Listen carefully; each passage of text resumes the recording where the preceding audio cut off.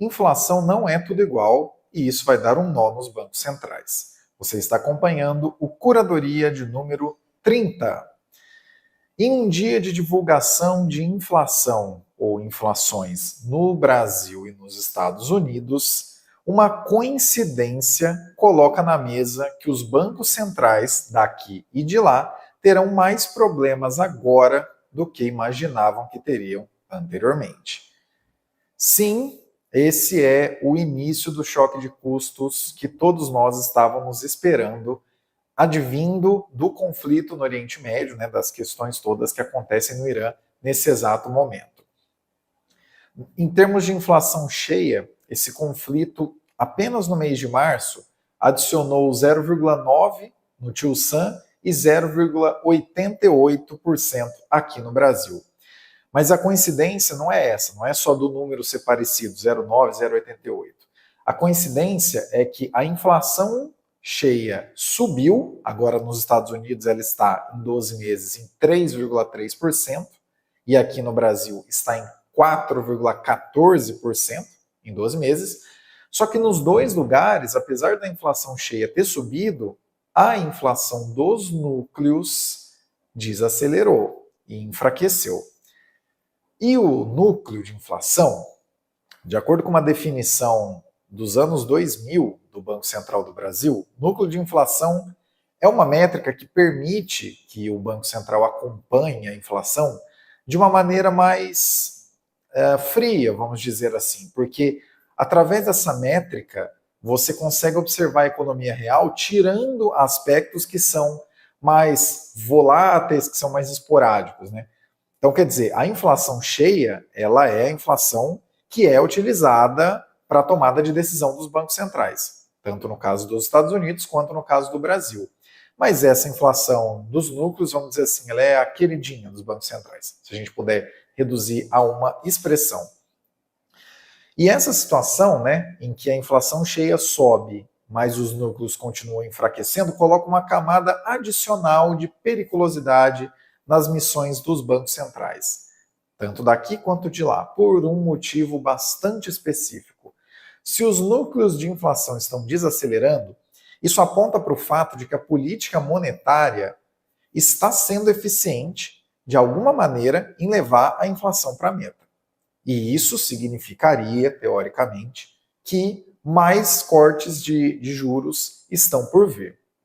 Porém, se a inflação cheia seguir aumentando nessa velocidade que está aumentando agora, que aumentou pelo menos agora no mês de março, a dissipação por toda a economia desses preços adicionados nessa velocidade tende a não apenas impossibilitar que novos cortes sejam realizados, como eventualmente tende a fazer com que novos aumentos tenham de ser realizados.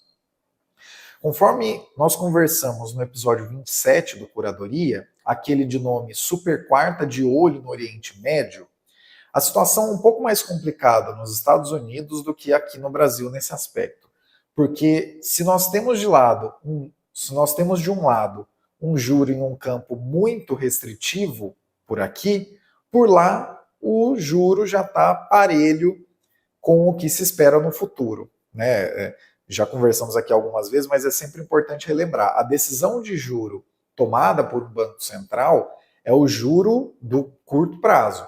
Mas o juro ele tem uma curva para os próximos períodos, né? Para 2 anos, para 5 anos, para 10 anos.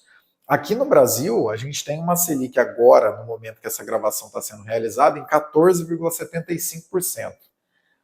E nos Estados Unidos, e quando a gente olha a curva futura de juros no Brasil, mesmo em momentos de maior pessimismo, ela está de 14 para baixo.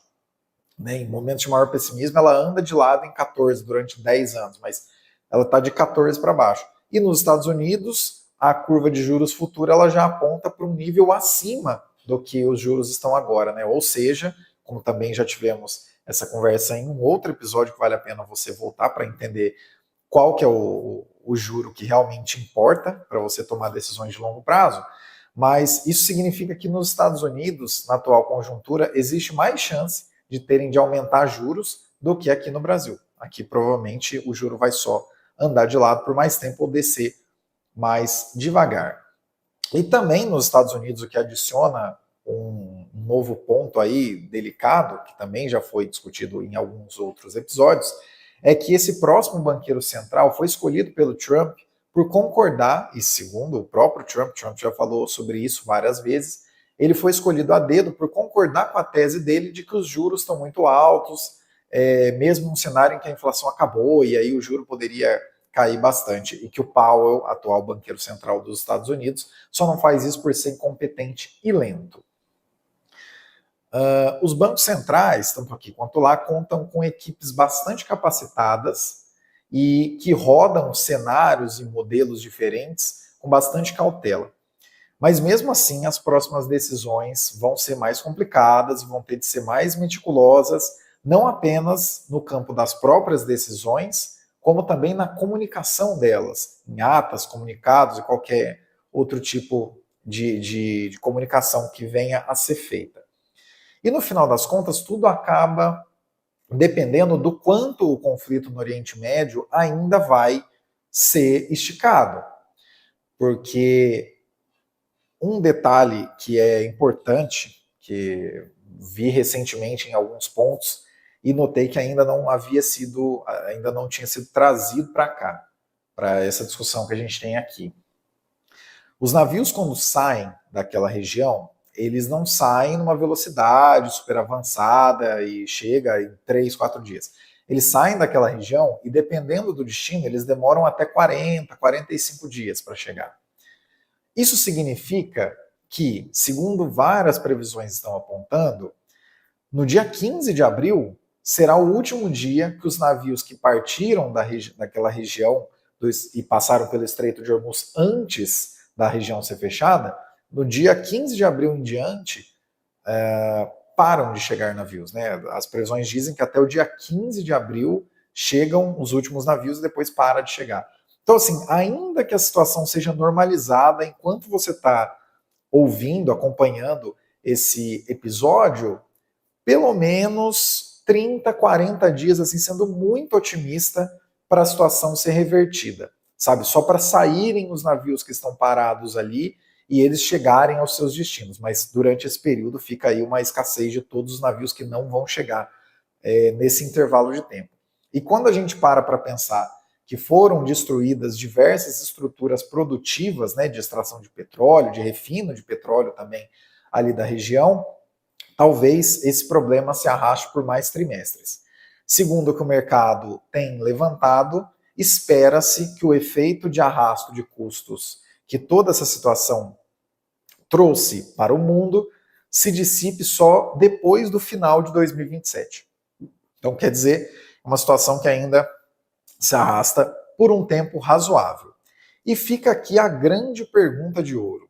Será que os bancos centrais vão conseguir tomar decisões, e mais importante do que isso, comunicar essas decisões tomadas adequadamente em um cenário dual de inflação cheia subindo e núcleos caindo? Essa é uma dúvida sincera que nós só vamos ter a resposta e só vamos entender minimamente nos próximos trimestres. Caio Augusto, diretamente de 10 de abril de 2026. Se você gostou, curte, compartilha e deixe seu comentário. Até o próximo Curadoria.